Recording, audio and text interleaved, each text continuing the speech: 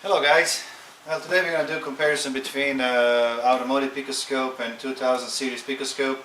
We will look at the secondary ignition waveform. The reason is I think that's where the 2000 series Picoscope is more underpowered, but we'll see what kind of waveform we're going to be able to capture with this scope. We're going to use a OTC left scope KV adapter. I got this recently. We're going to have a first 3 cylinders, coils. I've got my wires, my adapters plugged in. This is what I used. I made this myself from Dodge Neon spark plug wire, and this end I made it out of a boot from Nissan Altima, I believe. I got a video how I made this adapter, so I'll leave a link in the description to that.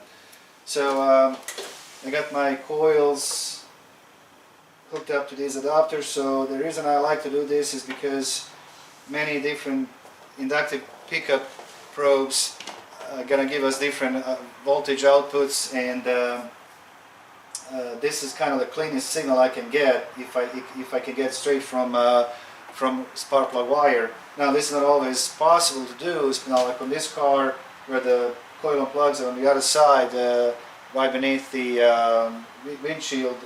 It's just not able to physically to get to it. Then we'll have to use something like this, some kind of pedal probe or something that you can actually put straight on the coil. Now on these coils also you could use the primary ignition waveform, but I just want to test this device and see how it works. But with new coils, the 2-wire and 3 and 4-wire coils, we are not going to be able to see the primary ignition waveform. We have to use something like this or these extensions to see the secondary ignition waveform. Let me show you something before we start. I customized this probe. I made a custom probe for this OTC adapter, and then I'm going to do a comparison between these two scopes. Okay, so also I forgot to mention that we're going to actually look at the same signal from the same source at the same time. So this is my cable that comes from the KV adapter, and then I actually split it so we can actually get one lead to a Picoscope, Automotive Picoscope, and another lead to our 2000 series. So we're going to see live signal from from the same source. So on the Picoscope we have an option to go to custom probe, which is this is second ignition probe here, and we can look at the signal. Now the problem with this is that not every time this is going to work, simply because what Pico did, I actually duplicate this channel, this probe, and all it is they will multiply our voltage output from our ignition, from our pickup probe 10,000 times, and it's going to give you the output, the KV, and that's okay, but it doesn't work for every pickup probe that you're going to use. So I'll show you what I've done for this OTC. So I'm going to turn this on, start the car, and then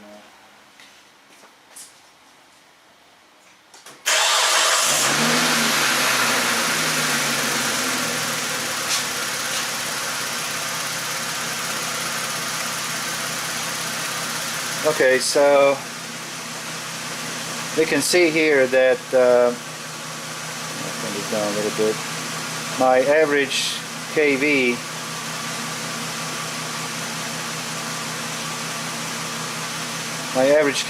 is around I don't know, 5 or 6 kV, which is too low. Average KV on the idle should be between 15 and 16 kV. So what I did, I made a custom probe by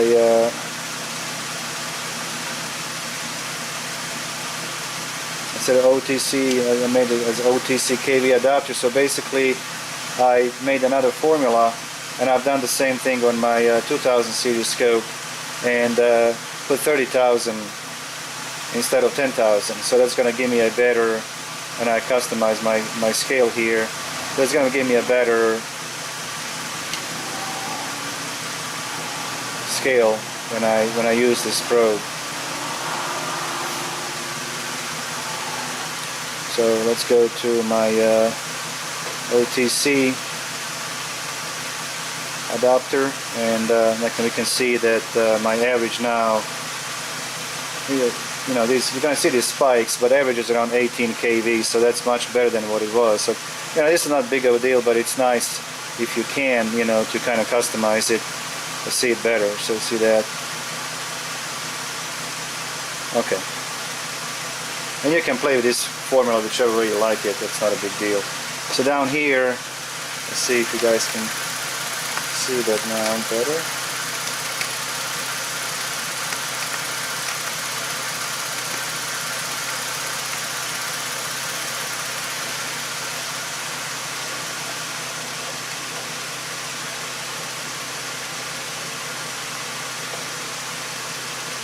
Okay, so let's go to my 2000 series scope. I'm gonna go to KV, my OTC, and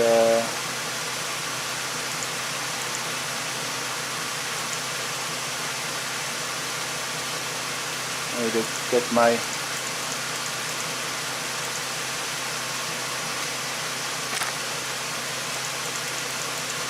sampling rate. There we go.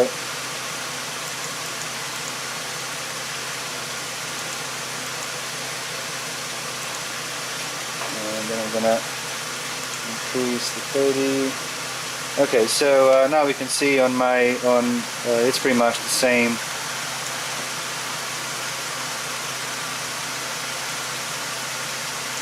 It's around 17 kV. So now we can see this is the live signal from both scopes at the same time, the same everything. So now right away we can see that you know, 2000 series Picoscope, that right down here resolution, it's not that great. So I'm gonna try to capture and increase my sampling rate to see. I'm going to stop this one. I'm going to stop this one as well. Now I can zoom in. And this is what we see on our Automotive Picoscope. It's a very nice waveform. And let's go to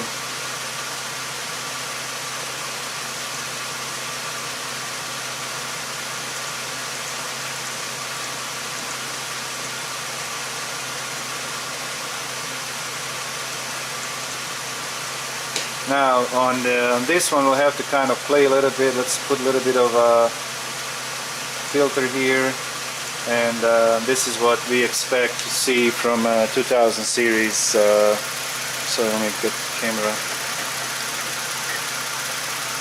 I hope you guys can see that. So that's what we can see from. We can still see pretty good details on the 2000 series scope as well. It's just not the, you know, it's not as good as Automotive scope for sure. But you know, it is what it is. And now I'm gonna try something different. I'm gonna go to a just a regular probe and see. I'll just start this now. Instead of using the formula, I'm just gonna go to a. It's kind of hard to. Okay, so see if I can get any better resolution by. It shouldn't be, but okay.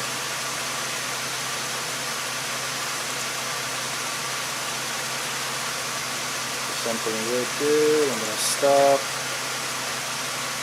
Stop this one as well.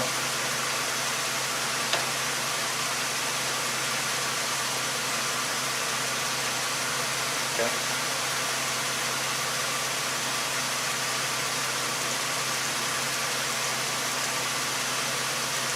It actually seems to be.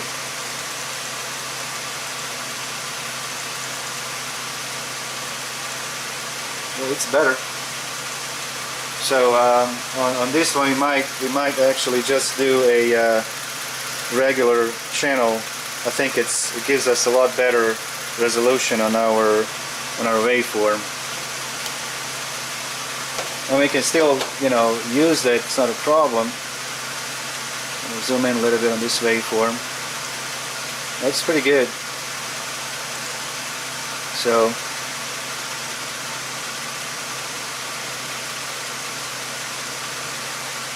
that's not bad at all.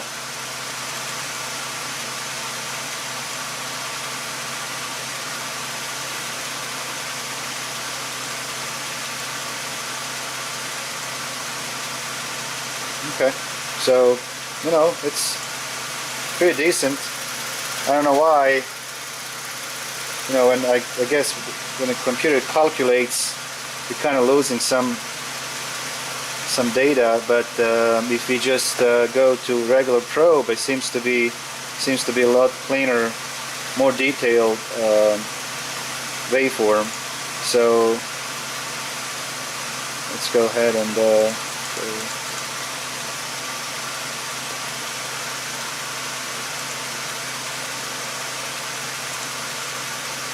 you know, on this scope it's just you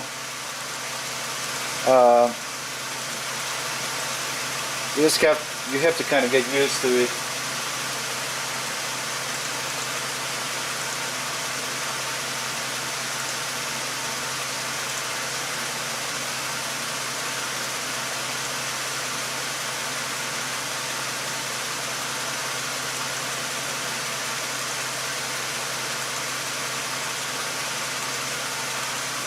I have to say, I mean, on the 2000 series scope, you have to kind of be more patient to get good waveform.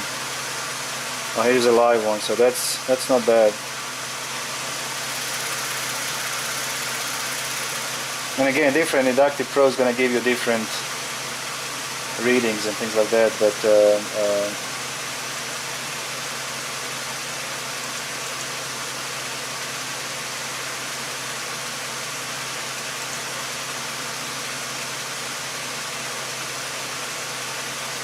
I don't use the scope very often anymore on the ignition waveform, so I'm kind of rusty on it, but that's not bad.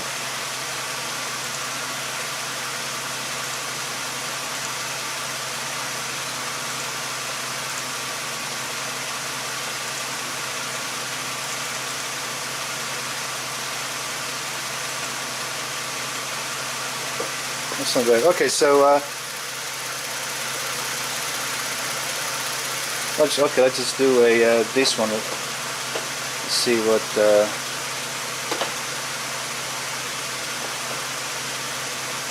go to a 2 milliseconds for division. I actually have a lot of noise for some reason. I don't know why.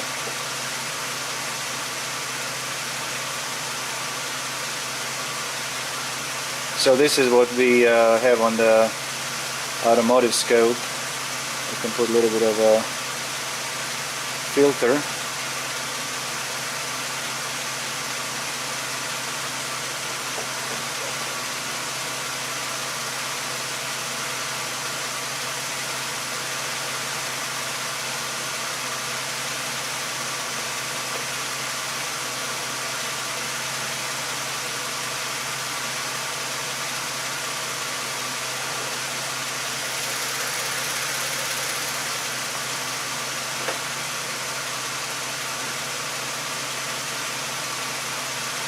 But anyway, you can see the 2000 scope, it is capable of get pretty decent signal even on the longer time base, you know, when we had like a half a second, and we were able to capture quite a bit of data, and it was pretty decent. We could see some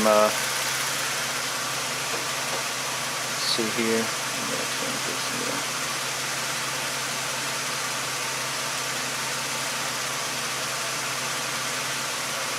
I have so much noise in this one. Maybe the leads are messed up.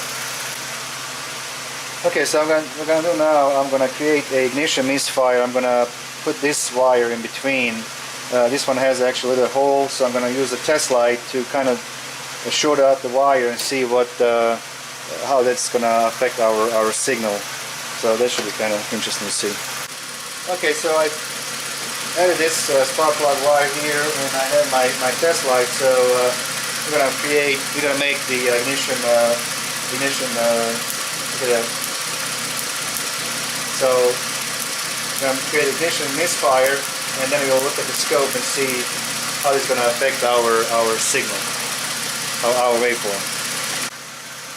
Okay, so I'm gonna increase my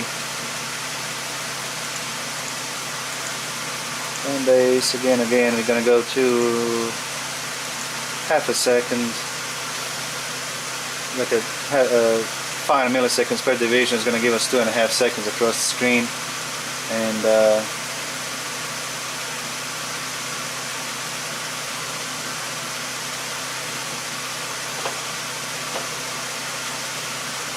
okay, so let's make this misfire, see what it looks like.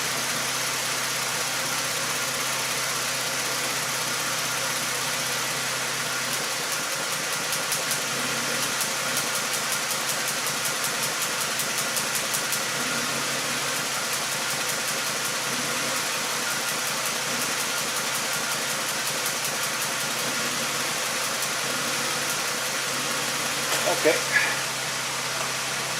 stop here, shut the car off.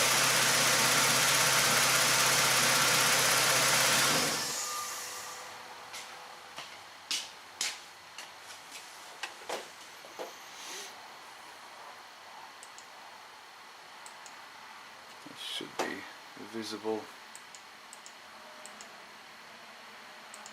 There you go, okay. So this is our misfire. You guys can see that, yeah. Okay, good. And zoom in a little bit more. So you can see our burn time is gone. This is the misfire is going to be more pronounced during at the idle, and we can clearly see that we are losing a spark. And our KV is actually higher during the misfire event. And let's see,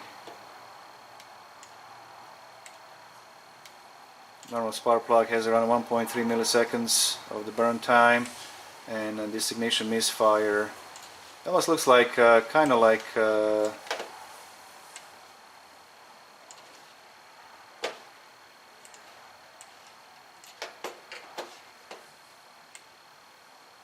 a lean misfire, and like a half a millisecond. So let's see. So this is the one that you're gonna see on the, and this is what's it's nice when you can look at multiple cylinders. You basically compare one to another, and that's the easiest way to find your misfire and to identify it. So this is the and also there's something else we can actually look here is the power KV, and the power KV is actually, let's see, the spark KV, I'm sorry. The spark KV represents the voltage required to maintain the spark for the duration of the spark event. So down here, this is our, let's zoom in these three. So it's kind of, this waveform is kind of inverted. That's what's tough when we're looking at these waveforms, because again, different probes going to give us different waveforms. But basically, this is our spark KV here, this line, and that should never change at the idle, simply because our pressure, the compression pressure, our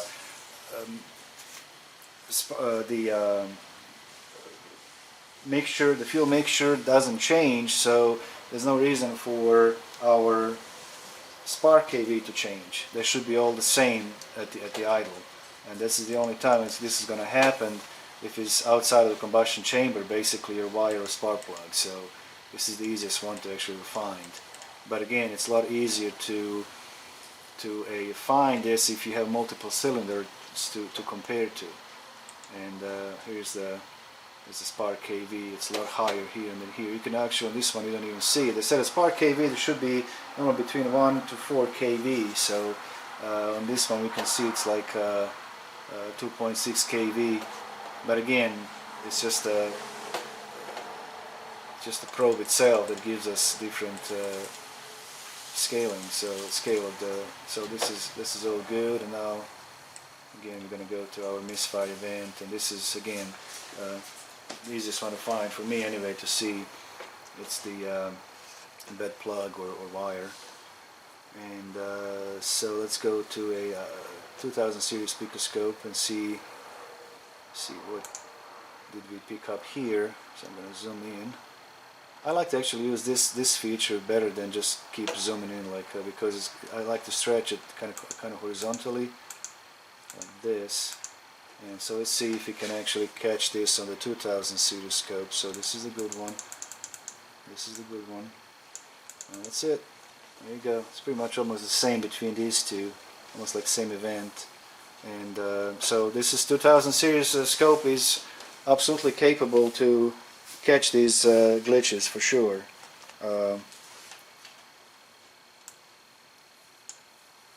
There you go. So this is what we look here. This part here. This is a spark kV, and there's no reason for this to change because at the idle, the environment, so to speak, inside the cylinder doesn't change, and there's no reason for this to happen. So the only reason it is happening is because we have a problem outside of the combustion chamber, and this is the good one. So kind of like when you look at this one, it's right kind of in there almost. Now I don't have I don't know what exactly it is, but I can see the difference.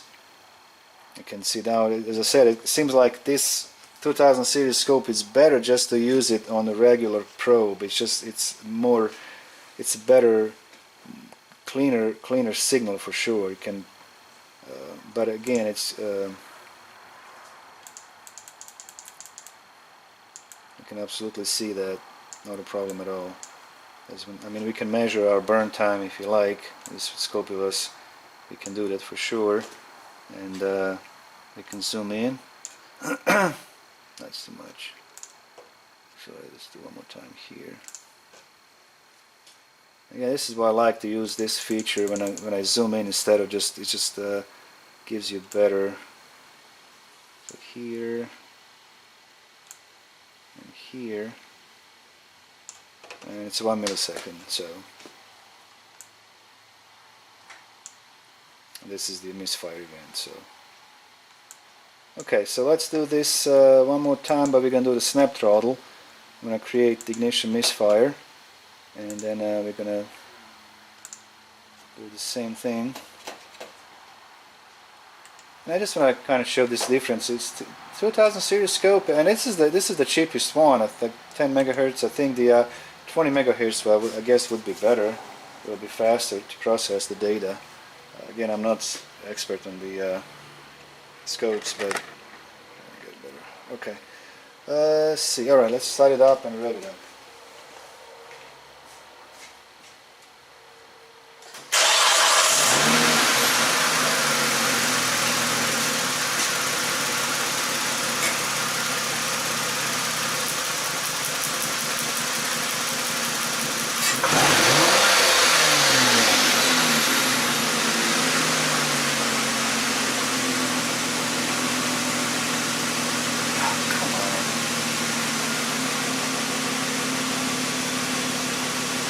May lose it. I'm trying to find my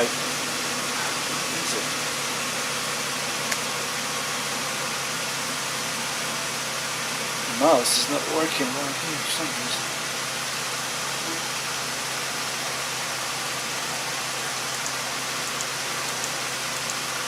Okay, there you go. I have to control two computers, but I'm kind of getting lost. Alright.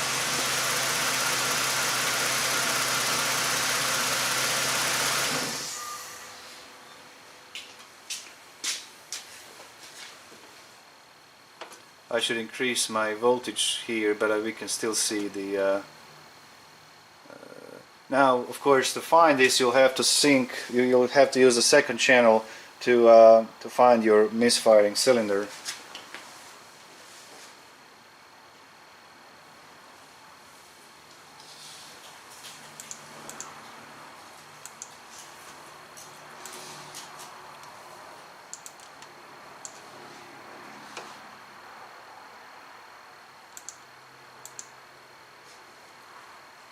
Okay, so this is it right there.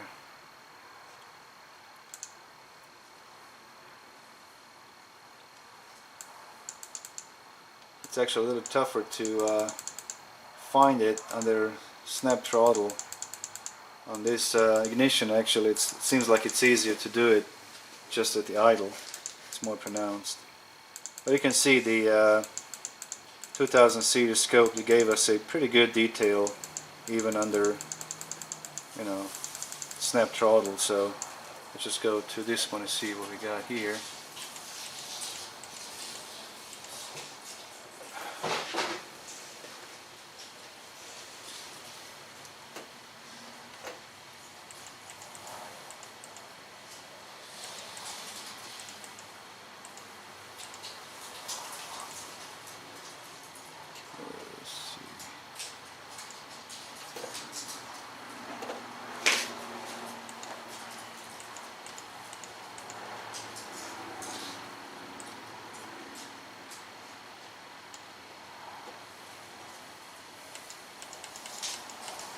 This is a misfire here.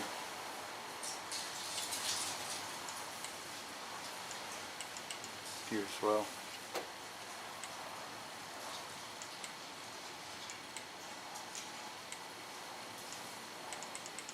Okay, so we can see the difference between two scopes again. It's still pretty powerful scope.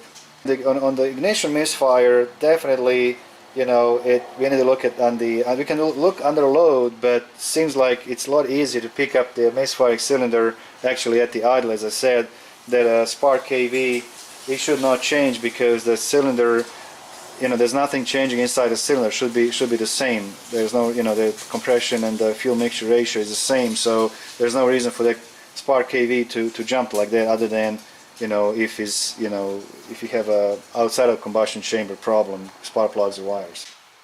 Okay guys, well, you can see that 2000 series scope is pretty capable of testing the secondary ignition waveforms. That's the reason. The reason I choose this test is because I think that's where this scope is most underpowered. Such a, you know, fast signals, and using a longer time base and see how much data we can squeeze in. We could see actually pretty good details on this scope as well comparing to automotive scope. The other thing on this scope, the maximum voltage input is 20 volts. So anything above that you'll have to use attenuator. On the automotive is 100, but even then, anything that's above, you know, battery voltage, I use attenuator anyway. If you're going to do like a primary ignition waveform or injector waveform, you're always going to use attenuator. It's a 20-to-1.